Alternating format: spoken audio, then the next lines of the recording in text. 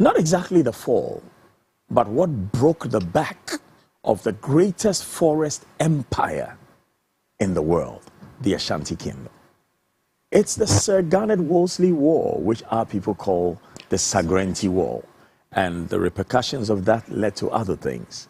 And I have with me Anoche Frimpong to break it all down for us.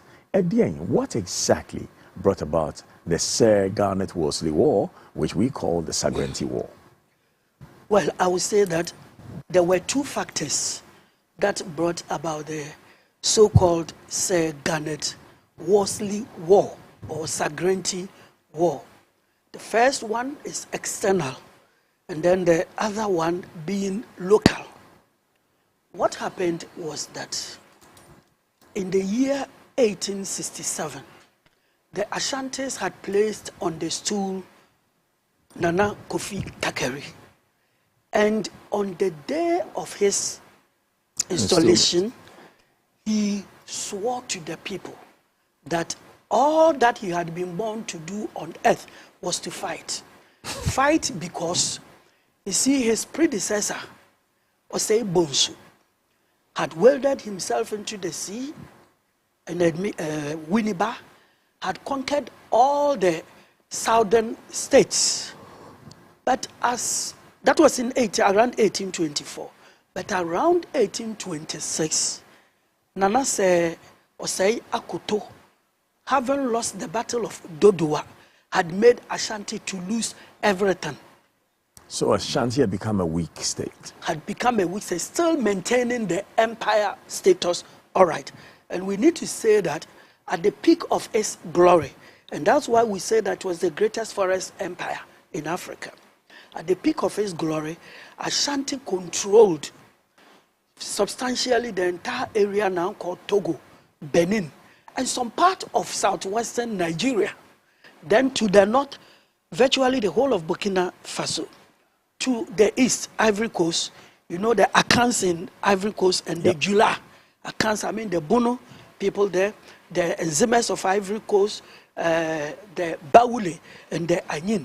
So they all pay tribute to the Ashanti King? Yes. And so Ashanti controlled an area almost 3 times the size of the present-day Ghana.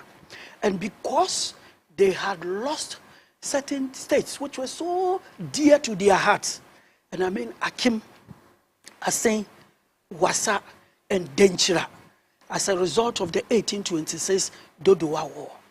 When in 1867, Kofi Kakari succeeded Nana Osei Yaw Akoto, he swore to bring all these states back together.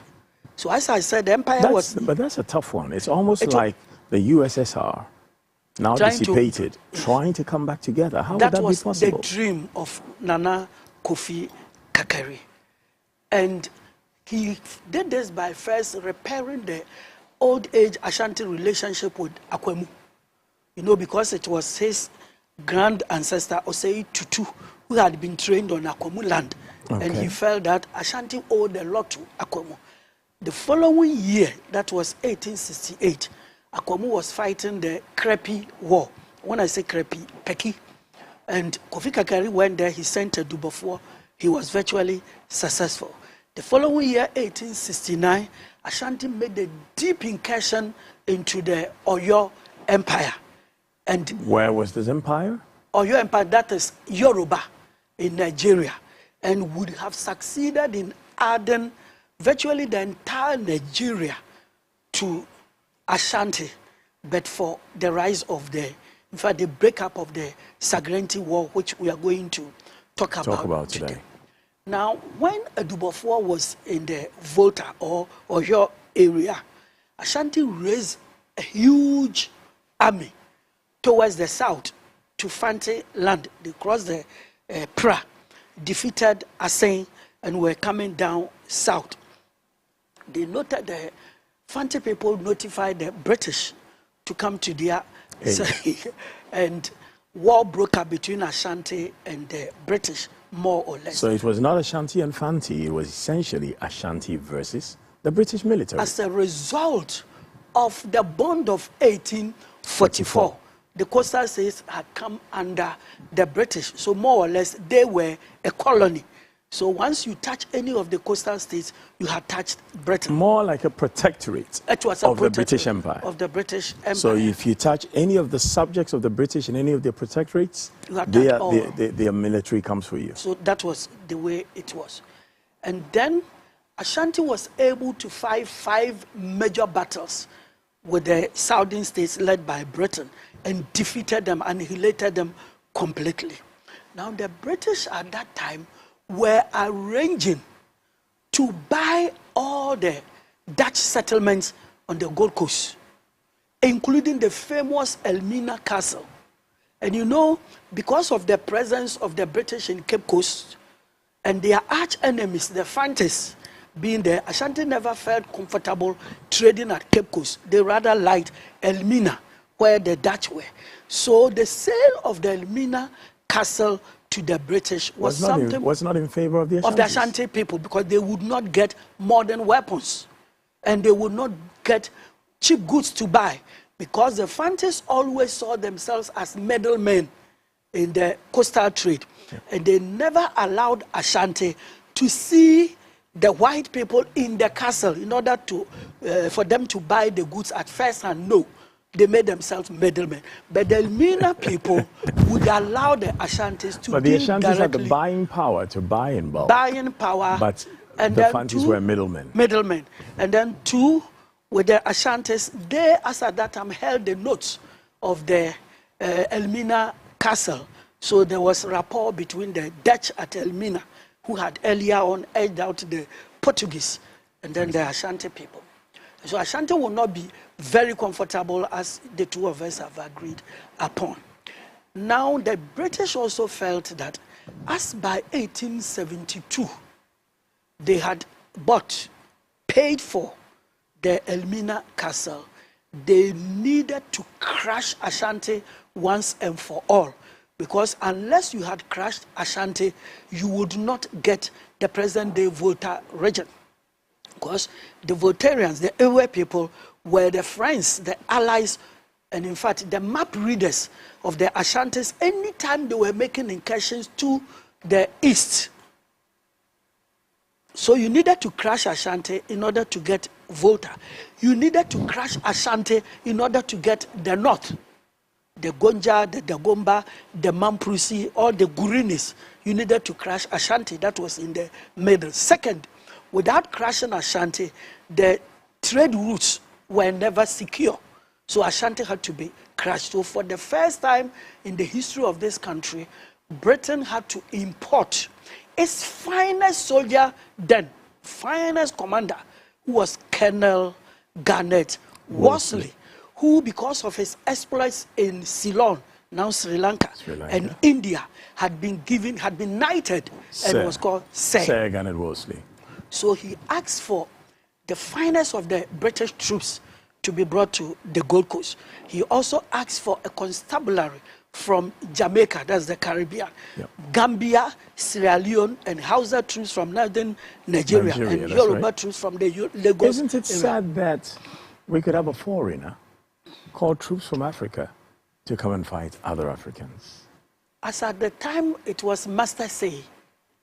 Yes, and they had colonized all these states I'm mentioning. As a result, they felt proper that they should join an alliance against their own brothers, whom they felt were rather enemies. And so they raised the army. And mind you, Ashanti also had more than 20,000 soldiers already on the coast, and the war would start. Now, the Ashanti army at that time was under the Mamponhene called Kwabena Jumo. He informed the Asantehene about the fact that in the earlier war between 1869 and 1872, they had lost more than 20,000 of the soldiers sent to the coast. So he should quickly recall them, bring them up again, then they will fight the white man. But Kofi Kakari would not agree, because as I said, his aim was to crush the southern states. In no time, he was informed that Sir Garnet Worsley was crossing the Pra River. He sent a letter to the Asantehene that if you would immediately send me about 1,000 ounces of gold. No, 50,000 ounces of gold, because 1,000 was immediately paid. 50,000 ounces of gold. Send me the golden stool, and the Queen Mother of Ashanti, other members of the royal house, and your own direct nephews and nieces. Then I would be assured that my life will be guaranteed and secured in Kumasi. In that case, I will come with just 500 soldiers to sign a treaty with you, that you will open the trade routes, you will allow any states of yours that would want to serve us, and that you would serve us indeed. On what authority could he make these demands? Because we have already stated that they wanted to take over the entire, what you call, Gold Coast. And Ashanti was the stumbling block. And they felt... And in taking over Gold Coast, they felt that other people were supine, other people were just kowtowing, other people were just kneeling for them to walk over them, and Ashanti was the only one who was standing up against It's them? as simple as you have described it. All the anti-Ashanti states had sought refuge, if I should put it that way, or solace in the white man. And so all of them, when we talk about the Fanti army, when you talk about the British army, you should understand that it also made up of some of these states we are talking about, all the Akan states, properly so-called. And then Ashanti also had the benefit of the northern states as part of their soldiers, you know. And when Kofi Kakari read the letter, he felt that the content was such that you only had to fight rather than succumbing. I mean, imagine pattern with the golden stool.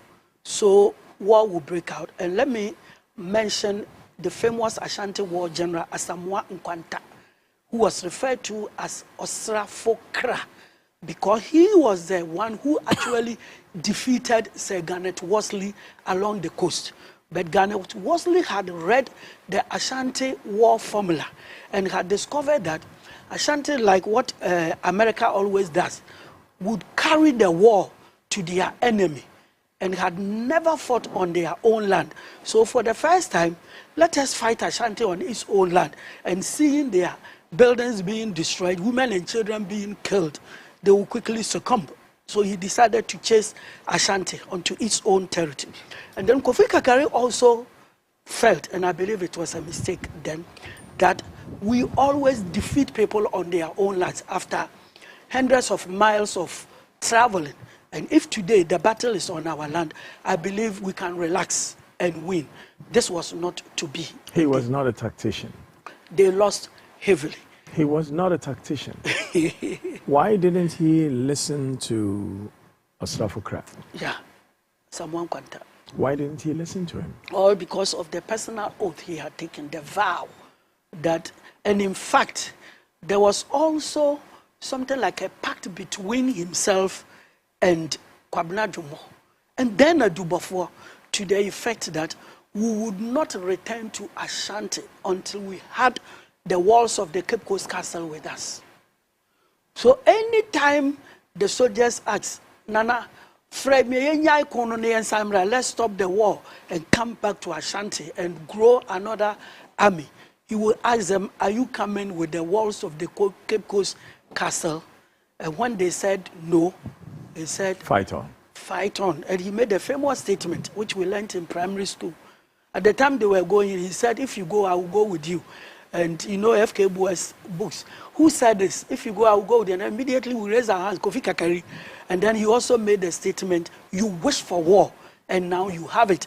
So for Kakari, it was also like a punishment for his own people until they had brought the booty that they swore and mentioned to him. Well, suffice it to say that on Ashanti land, in fact, the biggest battle was fought on Adanse land, and most of their war leaders were actually killed. And they informed Asantehene that the Sir Garnet Worsley would want to meet you. We call the war Sir Garnet Worsley War or Sagrenti War because our elders could not pronounced Sir Garnet. Sir Garnet, so becomes Sir Granty. Sir Granty. So it was at Fomena that the Ashantis really met Sir Garnet Worsley and signed that famous treaty known as the Fomena Treaty, where it was agreed that Ashanti would stop human sacrifice.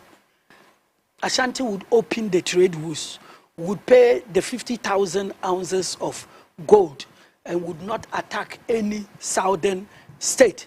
5, would accept a resident British commissioner in Kumasi, more or less like what? A governor.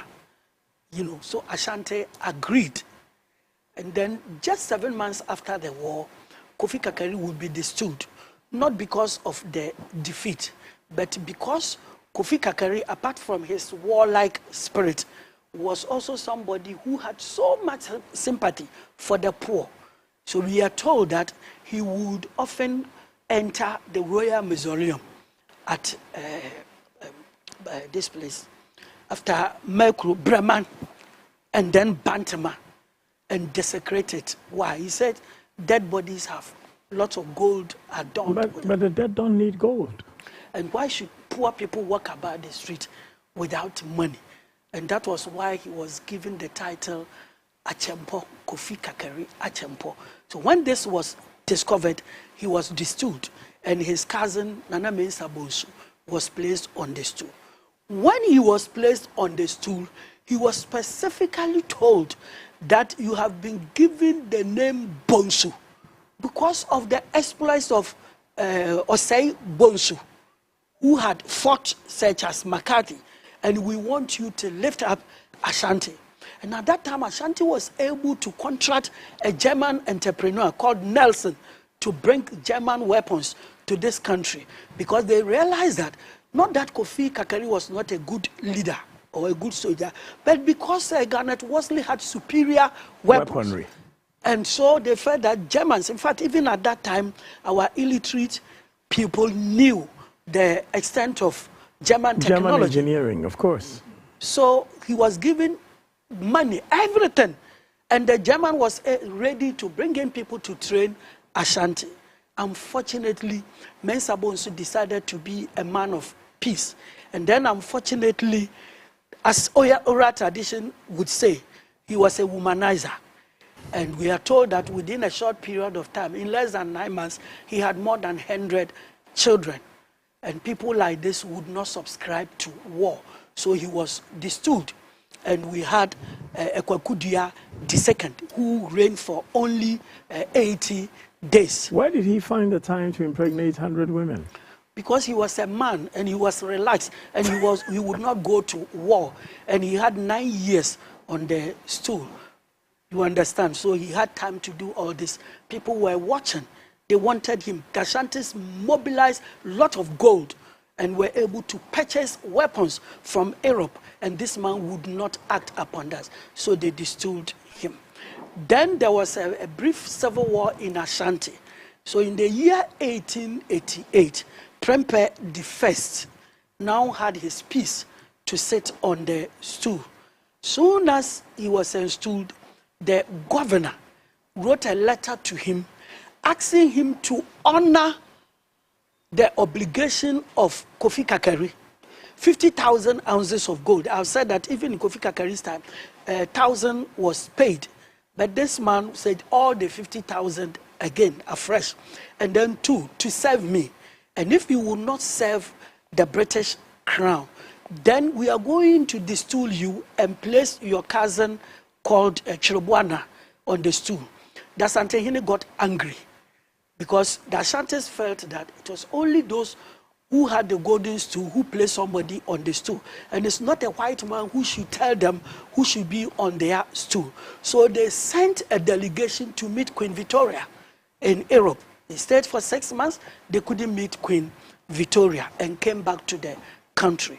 At that time, the new governor called Sir Maxwell decided to visit Ashanti just to ensure the Asantehene would serve the British crown and then bring in a resident British commissioner and then to take the money and promise the Ashanti, assure the Asantehene that there would be no war. So the Asantehene was ready to meet him. until one fine morning in January, he was told by the Bekwai chief and the Adansehene that the white people were bringing troops, about 3,000. In fact, Ashanti in its glory could raise an army of about 50,000. Now they could not have even 1,000 because Why? of the scenario I have narrated to you. All the able-bodied men had been killed, and this man was coming with 3,000 soldiers and had already fought Bekwai and brought Bekwai under the British crown, Adanse too. And so strangely, can you believe it? Kokofu, Insuta, Mampong, Jabe had deserted the empire and had decided to serve the British crown. The British. And satellite states like Nkuranza, Sampa, and Kwau, and then Bono, German, had all decided, and then Sefi had regained their freedom. And so Ashanti didn't have a ready army. So that's Asantehene. So they decided to serve the British crown because of fear of the Ashanti or because of cowardice and a willingness to kowtow to the British? I believe it's a mixture of all, because they felt that Ashanti was created because of war. They had fought at all times. Whenever you place an Asantehene on the stool, his first obligation, primary obligation, was to fight. And some were tired of war. Some too wanted to settle down, have their peace, and that means dealing with the white people direct. Some wanted to have their independence so that you would not owe allegiance to the Asantehene, like the Mampong people, like the Jabin people. So with the mixture of all this, they felt that they also needed to control themselves.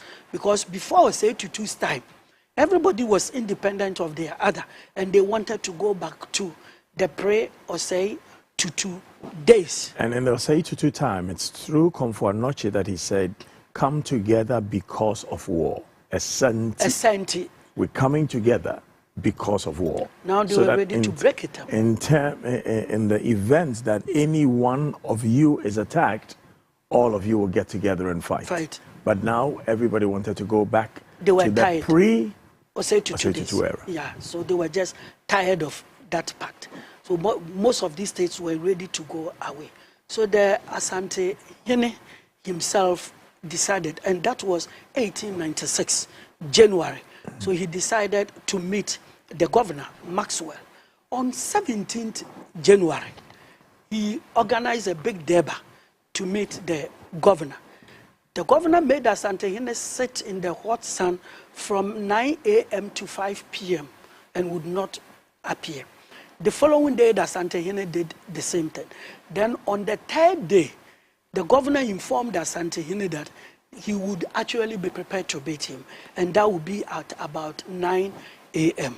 So the Asantehene and his people prepared. By 6 a.m., these 3,000 troops arranged seats for rather the host, Asantehene and his people, to sit on. So when the Asantehene arrived about 3 hours later, he was rather directed by the governor where he should sit. And all his people. And after getting the host has become the guest. The guest. So after getting themselves seated was when they realized that between every Ashanti chief, do I say yes? Between every two soldiers was an Ashanti chief.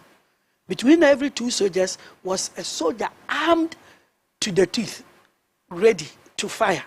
So after getting seated, as I said, the Ashantis realized that they had been trapped, because among them were soldiers armed, and they wearing ceremonial dresses, as you have dressed. Not battle dress. Not battle dress. So it means that right from the very word go, they were prisoners in disguise. So the governor addressed them, and in very plain language, he had come for the 50,000 ounces of gold. He had come for the Asante to sign that treaty, going back to the Formula Treaty to endorse it that he would serve him. And then also never for Kumasi Hine, the Asante Hine now the governor telling him that he's the chief of Kumasi and not Asante Hine, attempt to exercise a suzerainty over Jabin or Mampon or Fenso or Adanso or any one of them. The whole empire had been broken up. He should accept that. The Asante Hine was ready to do that. But what he was not ready to do immediately was raising that amount of 50,000 ounces of gold. So the Asante Hine, who was seated very close to his mother, Nana Yecha, they put their heads together and felt they had to do something that had never happened, hitherto never happened in Ashanti history before. They got up, removed their sandals, and walked. And their headgear. So they abdicated. Because if you remove your slippers, then it means chief, you have, yes. You have abdicated. You're no longer the chief. You have said it. That's a very good intro for all of us. It's very deep what you have said, because it's not in any history book. But we know that once you do that, it means you are nobody. But indeed, his aim was not to abdicate, but his aim was to save his people. Not unknown to him, they had planned to kill everybody at the parade ground. So he and the mother walked to the governor, knelt before the governor, touched his feet. And the aim was that we are ready to pay the money, but just break it down and we pay every year. Installments. In installments. It's as simple as that. The governor got them up, ordered that they should be handcuffed. A further order that every Ashanti chief seated there should be handcuffed. So they were in shackles, and that was the end of all of them. So as they were being marched down, the Ashantis quickly reorganized. Those in Kumasi quickly rushed for their guns and started following them, waiting for reinforcement. And Nana Prempe beckoned to them that he knew what was going to happen. That was why he and his mother took those steps. And so they should not fight. Yeah, for other people to be killed. But that he would go. If it was for death, he would sacrifice his life. So he could tell he was going into exile. He knew they were going to kill him. Okay. He knew, and then he felt that he had to sacrifice his life in order to save the Ashanti nation. So he told them that if I did not die, or if I would not be killed, I believe I will come back. But I don't want you to die because of me. And that was the end. So this man was first sent to the Cape Coast Castle 1 year. Within the year, they realized that many Ashantis were visiting. So, and that could form a rebellion. Yes, so they quickly transferred him to Elmina Castle. And the same thing happened. And after 2 years, they felt they had to take him off the Gold Coast. So they took him to Sierra Leone, Freetown. Then there he stayed for about 3 years. And then they realized that Ashantis were coming in their hundreds. Not knowing the Ashantis had planned to fight in Sierra Leone and kidnap the king and return him to Ashanti. Because after his capture, the Ashantis met and wept bitterly that at any time we have been able to fight our enemies. But for the first time, they've taken away our king without firing. And it is so sad.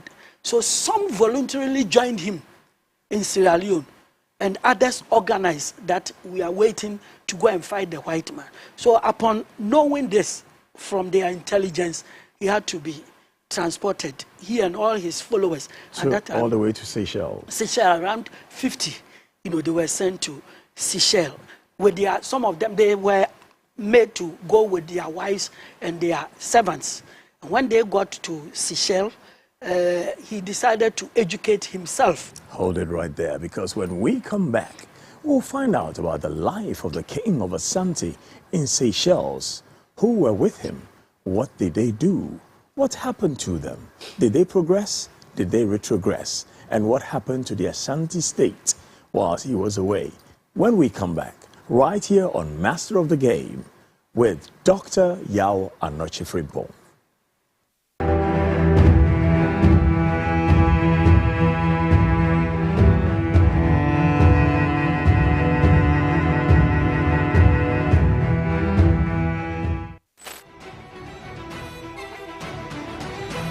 Your election stronghold is here again with the most comprehensive election coverage. The moment to choose between research, upgrade, and the others.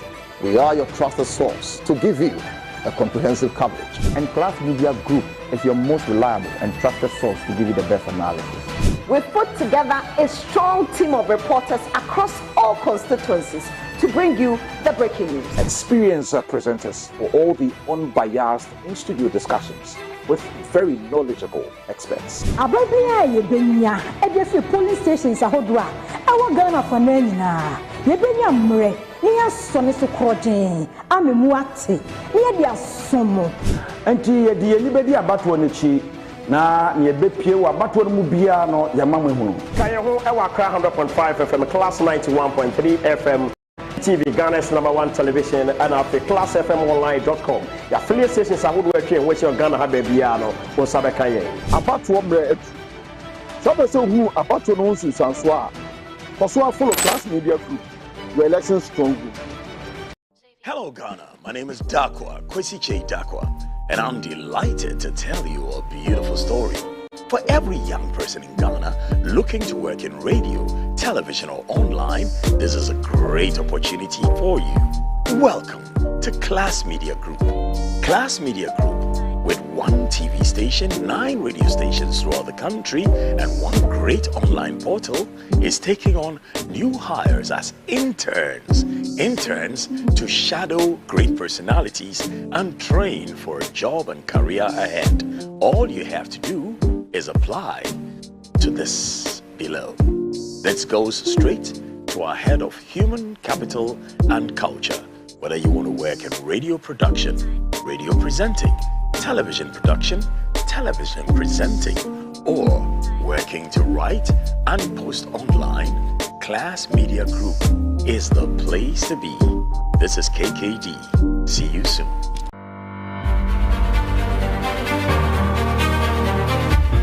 About nti amane fo ahyase eba pro obafo mepo esane monchemonka ibi betwitwa su esane ne kokoro mutinti ewie no ni bedi won kasefo mutinti man tipiru a obese ne se yanto abama won na wonya akwanya wayiwo manga na hyebre ni so adihunu aka dontodiem de se amamu mapomia bigina ho bisa efim resanti ni empo afi apema hankro adiokrum yenu a wo hya ase to aba nzuzu aso pame Nanya, Wompisuya, Wobusuya, and Wakaswa Bravos. And Menasias to a Samba Yache, the baby in Papa. A Nunti, na city, associate media, yatuning the candidates. Yabasu. Yabisha Sanko for Kuya, ever by you same to me. Some more proper Marashabi, and our Prabe Mountain. Near Bissabisa or some, Yakumaniswa, Timaji. One way a prayer was some preview. Yamama buhunwa konta ansa na yasema obi nempo nyawunya apanya nso pese okọ e bisa na niso de na yegina so e bia to aba bisa se opokuru ti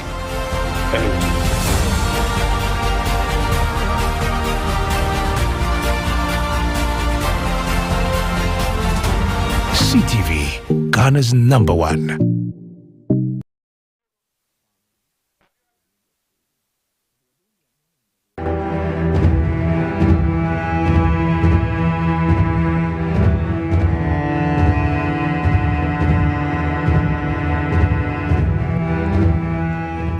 You're tuned to the program Master of the Game, only on CTV, streaming live on Facebook at MyCTVGH, on Accra 100.5 FM, on Class 91.3 FM, on YouTube at MyCTVGH, and live on radio, Class 91.3 FM.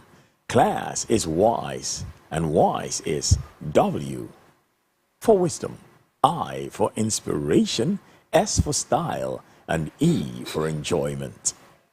On Master of the Game, I have a very special guest, a lawyer, a historian, an arbiter of culture, and a gentleman who reminds us all that wherever you come from, if you're a black man, you're African, and you must know and understand your culture and traditions. We talked about 100 years since the days when our king of Asante was taken to Seychelles. But now let's talk about life in Seychelles for the king of Asante. Well, life in Seychelles, when the king touched on the island, he decided to throw away everything about war. Royalty and war. As for royalty, he kept on with it. In fact, he went with many of the things that formed his regalia and was accorded the best of respect over there. Mind you, he also met the Kabaka of Uganda, the Buganda state. He was also in exile? Yes, he was in exile. Formed a very good relationship with the Asante. Two royals exiled by the Europeans Yes. meet in a distant land. And they became very good friends. And then the Asante started learning the English vocabulary and became a perfect reader of the Bible. And in fact, in 4 years, he had been baptized and had become a member of the Anglican Church.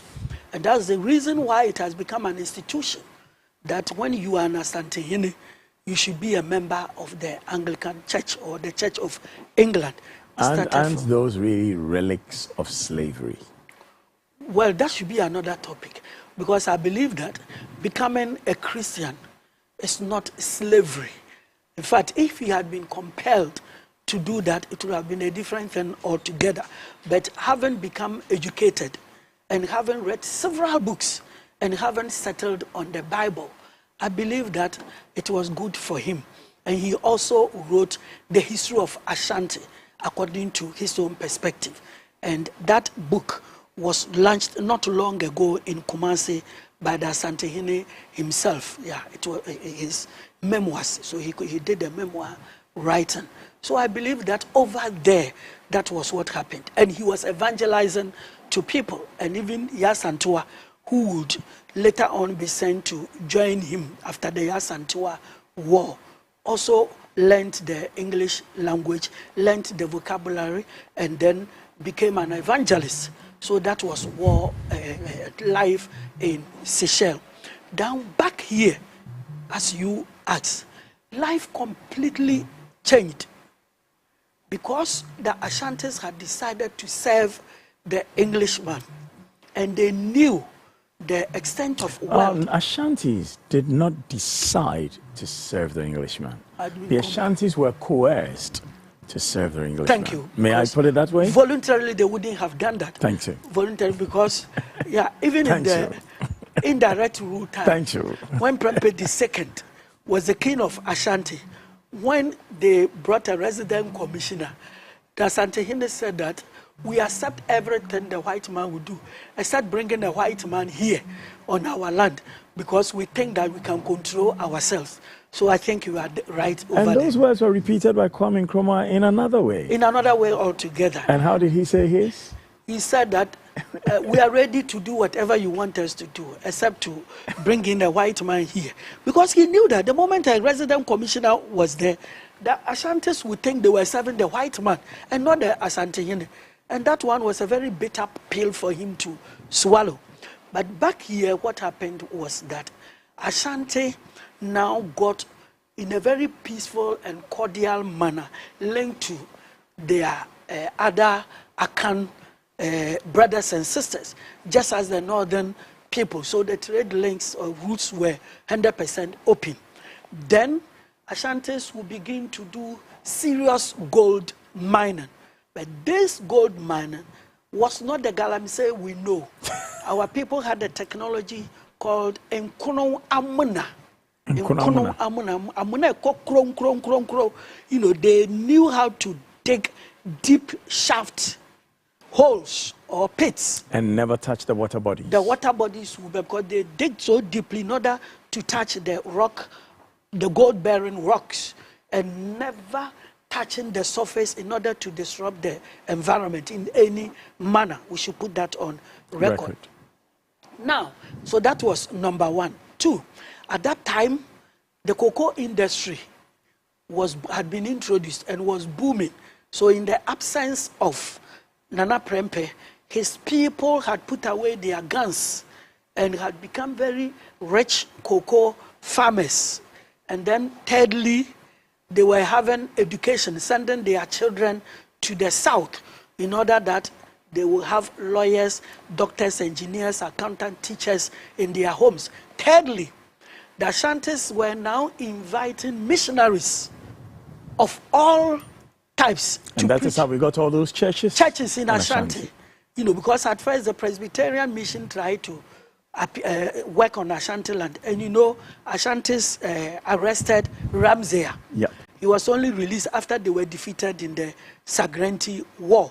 And you know that in the Yasantiwa War, there was Otu, you know, a young man, evangelist called Otu, who was killed at Techimentia. In fact, Ashantis did not understand the Christian religion initially.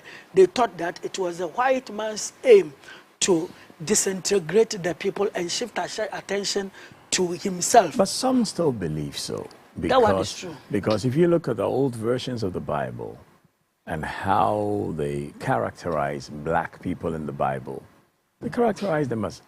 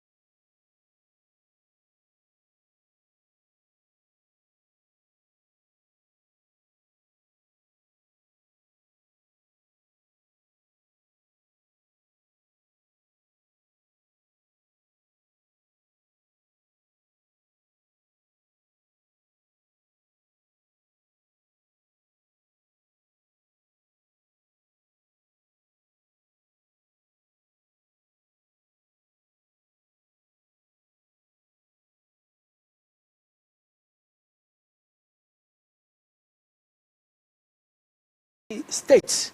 So for the first time, each paramountcy became autonomous.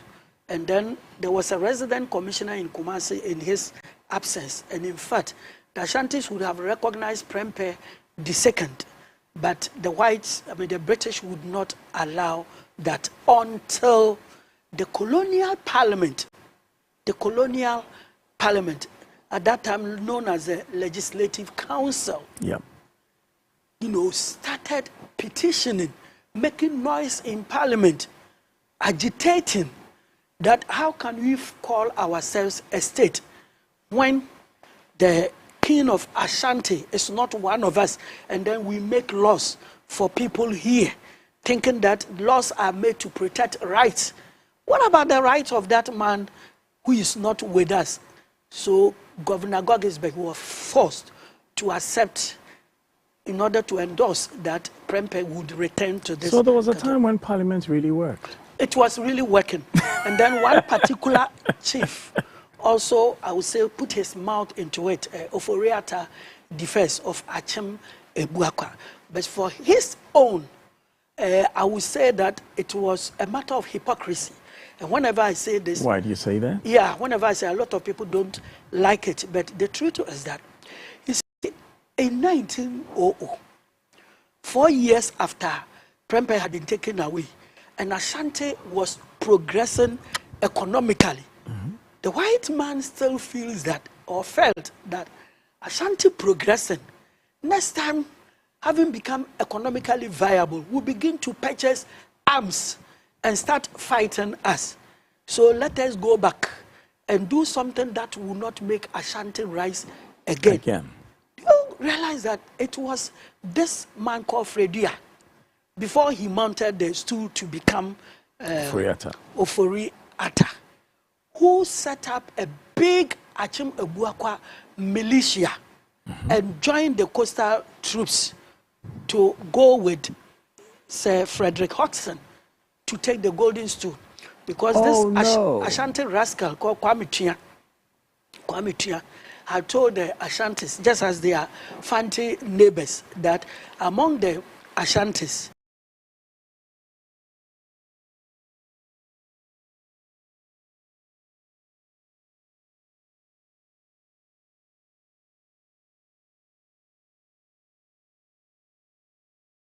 rather than taking all their men away. Second, their source of unity is not in the human being. This was that rascal Ashanti man told them, the traitor called Kwame Tua. He told them that to be able to disintegrate Ashanti, go for the golden stool. And in fact, Sir Frederick Hodgson came for the golden stool. And as I'm saying, backed by then Fredia, yet to become, who will now become later become Ofori-Atta. So he went with them, and he practically said that the moment you take the golden stool away, Ashanti will become like Achim Ebuakwa. What does that mean? Oh, the difference between Ashanti and other states was the golden stool that Ashanti possessed. So if you don't have the golden stool, you know, pay. So that was the aim for joining the expedition. That's pathetic. And when the expedition failed, and at this juncture, let me pay glowing tribute to my great grandmother, Nana Afranewa, Queen Mother of Offenso. Before the Yasantua War broke out, she was the one who sent Offenso troops to Barakase, where the golden stool was hiding, you know, to a safer place, before even the Yasantua War broke out. So Nana Afranewa was responsible. Queen Mother of, yes, he took it. So whether Ashanti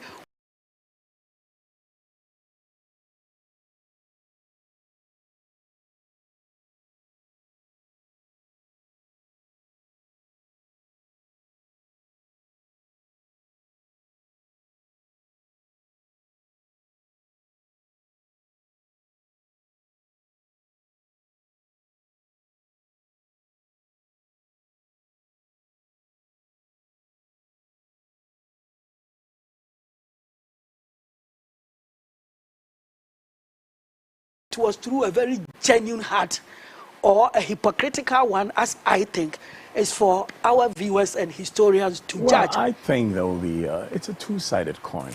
I think on the one hand, he may have recognized that he made an error earlier when he decided to help them go for the golden stool. So out of that error, he felt shame, he felt remorse, and wanted to correct it. So on the other hand, it could still be hypocrisy. It may be the first one, because among our country we have a saying, so we will now sign kofa. That's Sankofa. And then two Asante Hines have showed great gratitude to the Ochenhine. Prempeh II ever visited Chebi, and that was his message, to thank you for what you did in making my uncle return.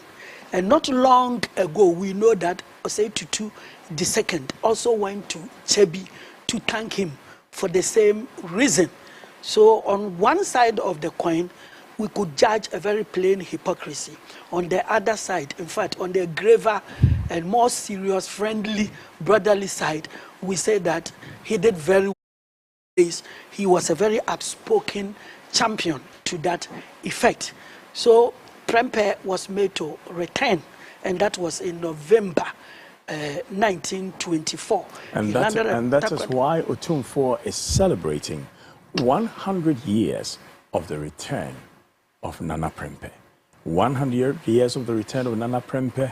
Great news for all Ashantis everywhere, but also great news for all Ghanaians everywhere. Because if you're a Ghanaian, then you know that you belong to one of the 6 major ethnic groups of this great land called Ghana. When we come back, there is more to listen to from Dr. Yao Anoche Frimpong as we talk about relations between Asante and our presidency and the contribution of Asante to the development and welfare of all of Ghana. Only here on Master of the Game right after this.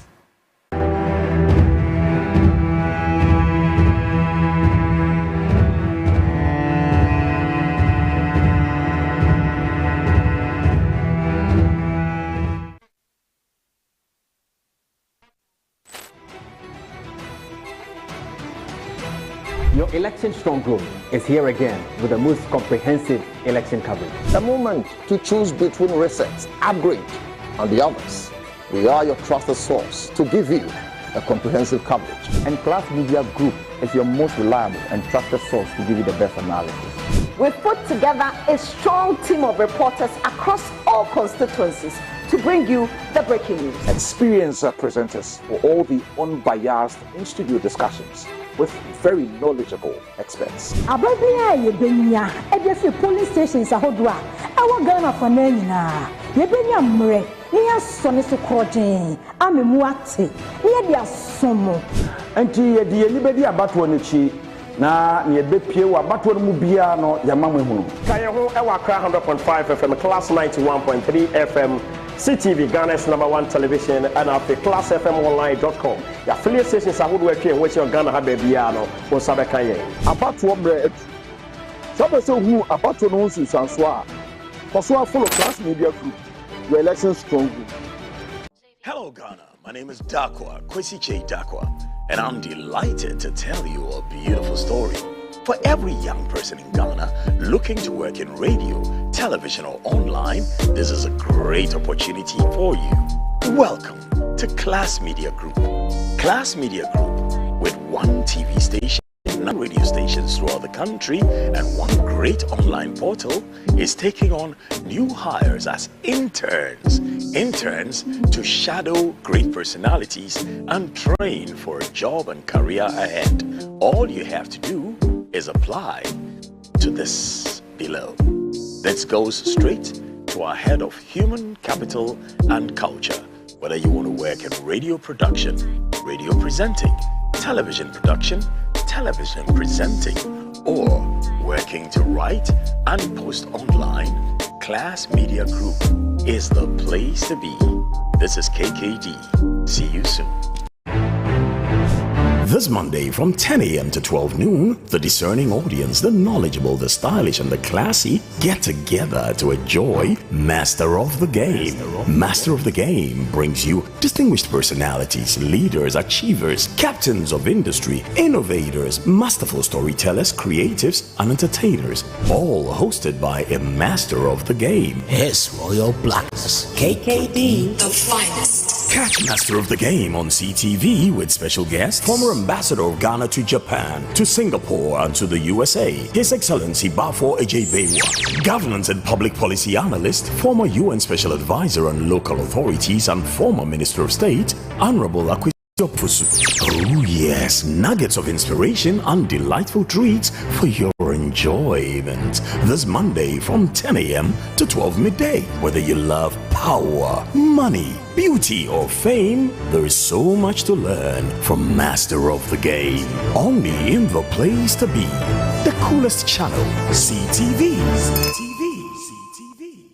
It's party time. On watching us there, Ola Bawo. As I introduce to you, Safari Zoom Flex live on Ghana's #1. With Zoom Flex, you can join the fun wherever you find yourself via Zoomer. Ella, don't shake the body. But it's Friday. Of course, time is 10 p.m. sharp on Ghana's #1 with the man them DJ Last Week Official. We say Ola Bawo. Give me the move, give me the vibe, give me the move, give me the vibe, give me the move, give me CTV, Ghana's #1.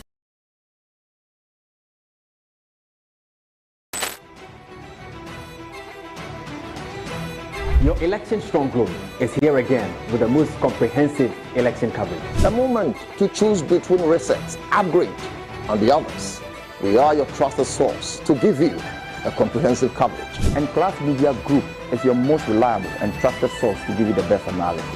We've put together a strong team of reporters across all constituencies to bring you the breaking news. Experienced presenters for all the unbiased in-studio discussions with very knowledgeable experts. Ababia yebenya edefi police stations ahodwa ewo Ghana for na yebenya mre ni asone so krojen amemu ate ni de asomo Enti yedi enibedi abato n'echi na ne ebepie wa abato mu bia no yamamwe hunu. Kaye ho ewa Accra 100.5 FM, Class 91.3 FM, CTV, Ghana's #1 television, and Africa.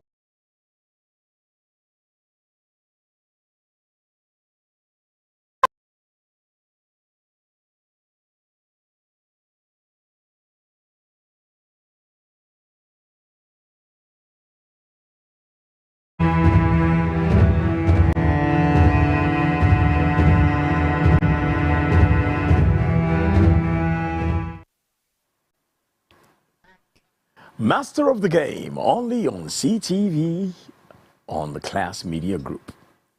I am with my special guest, Dr. Yao Anoche Frimpong, and we are talking about 1874 to 1896 to date, the Sagranti War, to our king of Asante being taken on exile to Seychelles, and then 100 years later to him coming home. Who is that king of Asante we talked about? Is Nana Kwekudia III, also popularly known as Nana Ajimai Prempeh I. But when he came back, what happened? After seeing what he saw in Seychelles, he came and he spoke to his people in Asante Mine that we should do something. But I will ask my resource person to tell me what exactly his words were. See, initially he met Ghanaians when he touched down from the Takoradi harbor. And I should say it to praise the whole country that almost all the southern states sent delegates to meet him at Takoradi to let him know that he was not only the king of Ashanti, but everybody's Nana, everybody's king. So he felt good about that. Then the following day, he continued by rail to Kumasi. At that time, there was an epidemic, influenza, so people were not allowed to get close to him. But when he had the opportunity to address the Ashantis, he told them something that has made Ashanti great. He said, at the time I was living, Kumasi had been burnt down. That was how a lot of artifacts were stolen. Burnt down, and people just ransacked our homes and traditional museums and took our artifacts away. Now, with my return, I want to see Kumasi many times bigger than it was. So now that the cocoa industry I've come to see is coming up in the country, every Ashanti man must put himself into it. Get money, save money, don't misuse your money. And come and build a house in where? In Kumasi. So that in my own lifetime, I see Kumasi being rebuilt. That is why wherever Ashantis are, we all want to go back home and build a house in Kumasi. Build a house in Kumasi so that you will be closer to me. So that's how it came to be. I want to see you building houses in Kumasi so that you will be closer to me.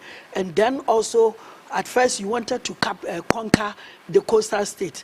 Make sure that you have a city bigger than every town along the coast. That is where your new power, your new gun, your new prowess should be. And Ashantis listened to him. And in no time, Ghana had become the world's leading producer of cocoa, all because of the advice given by the Asantehene. And then two, you see that Kumasi had sprung heavily to become a major African city, in fact a modern city, always growing.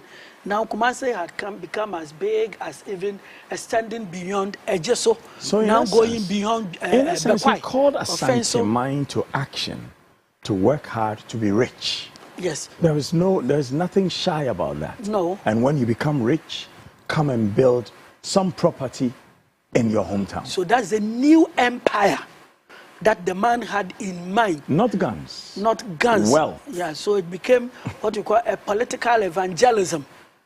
And then also, he himself had become more or less the patron of the Anglican Church in the Ashanti region.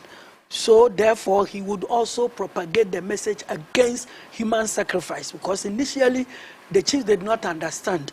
They felt that whenever a great king died, he had to be accompanied to the underworld. Now he made them to understand that everybody will stand as an individual before God to be judged.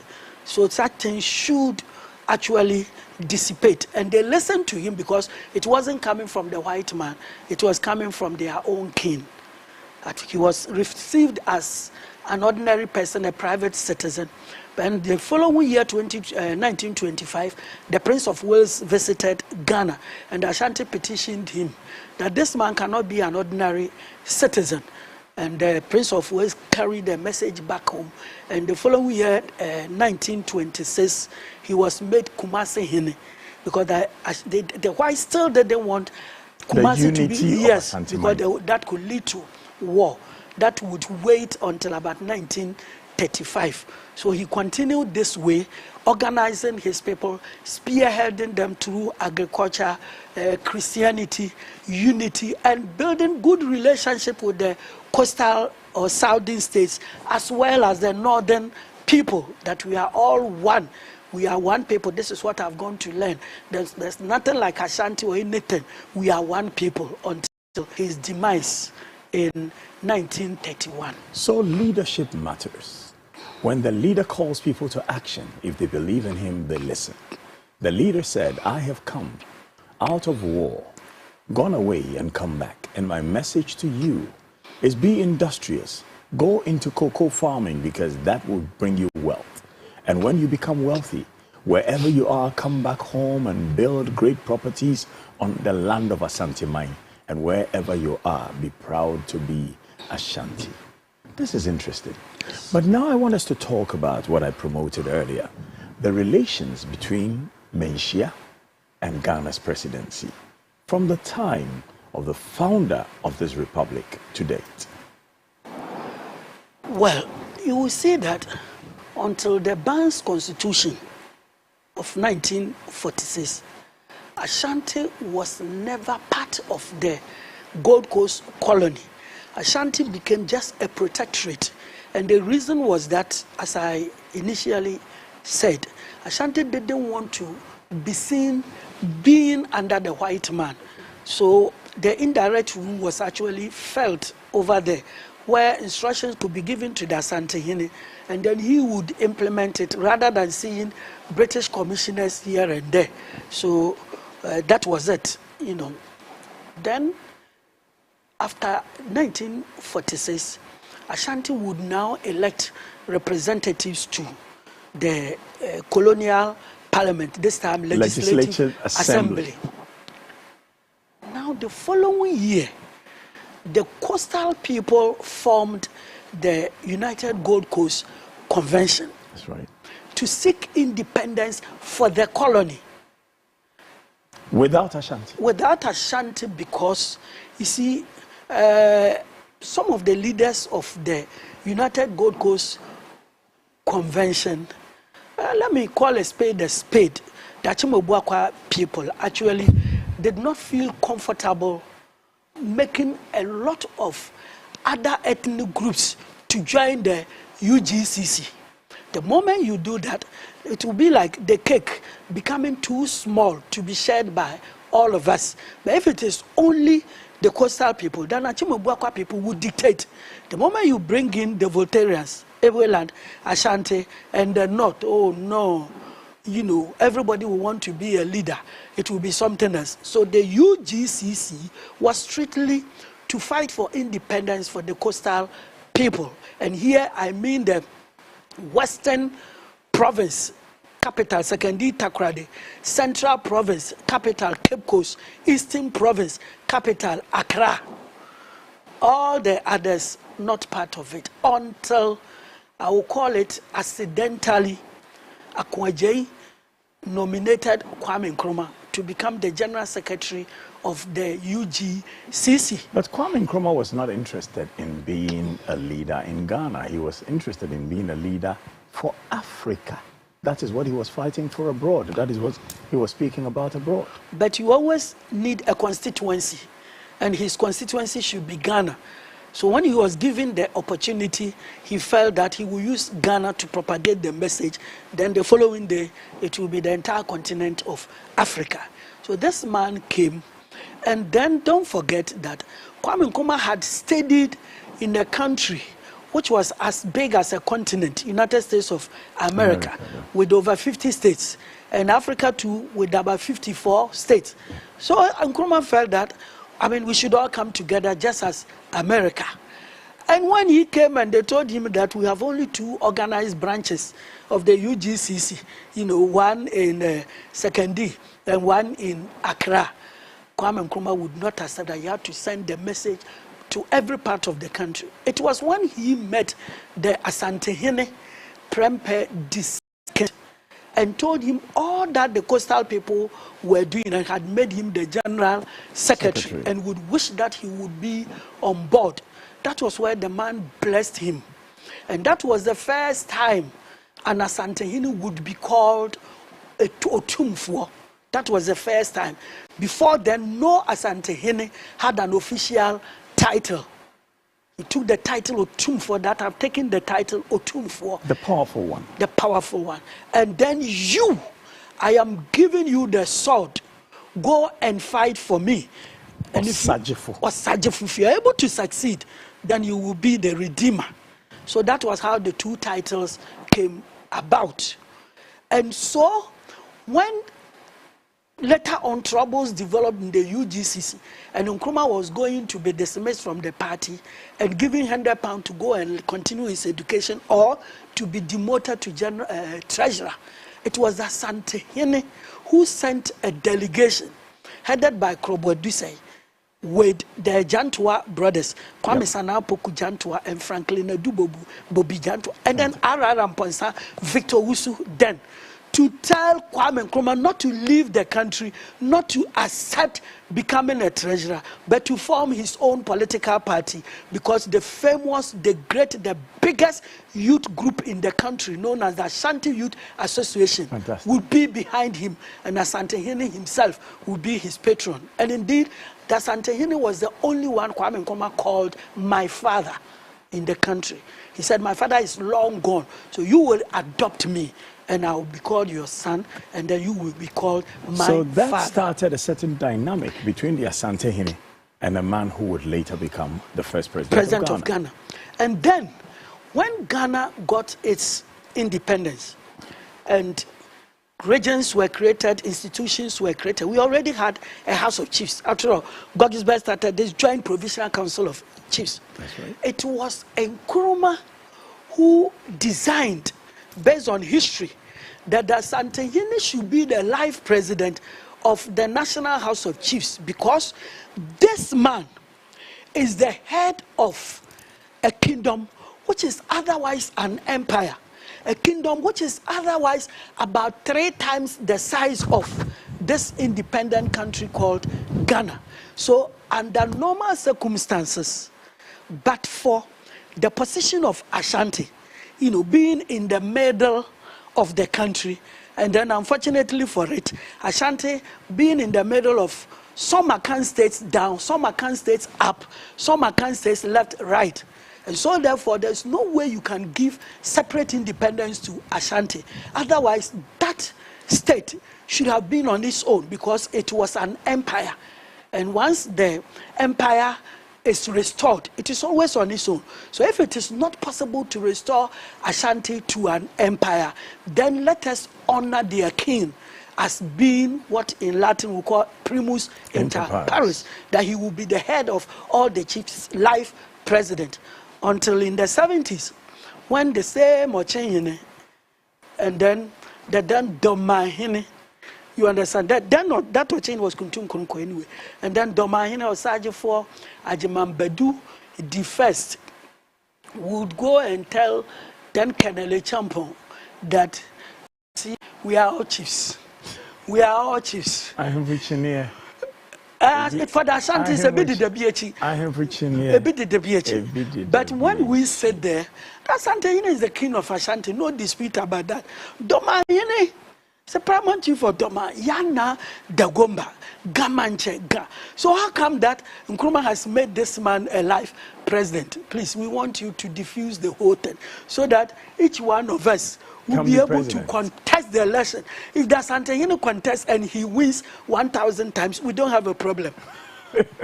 If he loses, another person would win.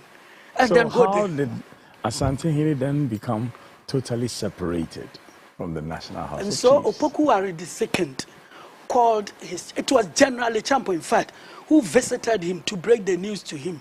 And they told me Echampo, also being an Ashanti man, so if it is an insult, it goes to the entire Ashanti nation, including me, the head of state. So Nana, what are we supposed to do? And then Opoku II said, it's a very small thing, don't worry. Just agree. Everybody could be president.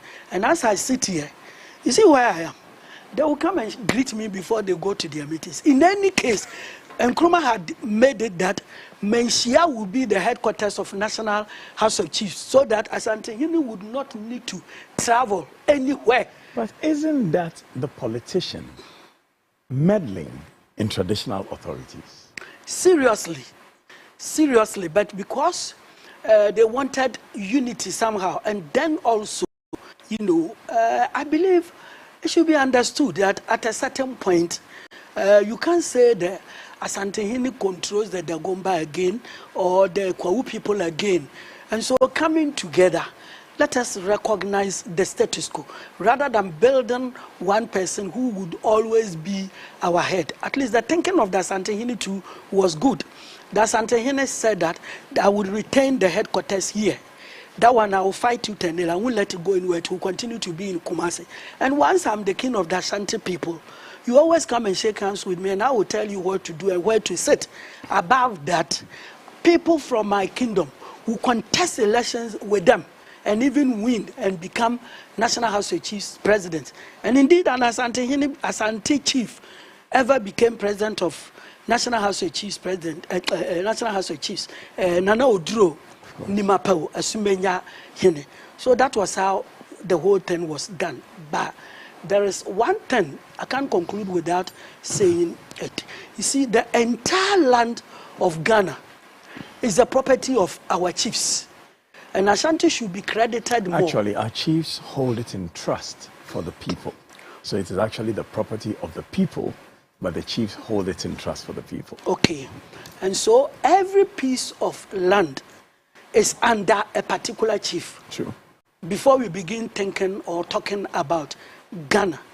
And that was why from the Goggisberg days up to even 1979, the third Republican Constitution, chiefs were allowed to play politics because you can't put them in one room called National House of Chiefs and lock them up there and lie to them that it's a sacred institution, so they should remain there and not be part of what is going on here.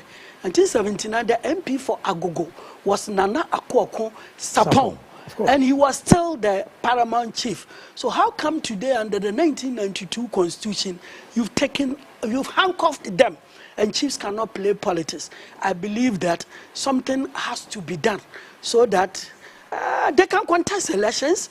They are human beings. They can be made ministers, deputy ministers.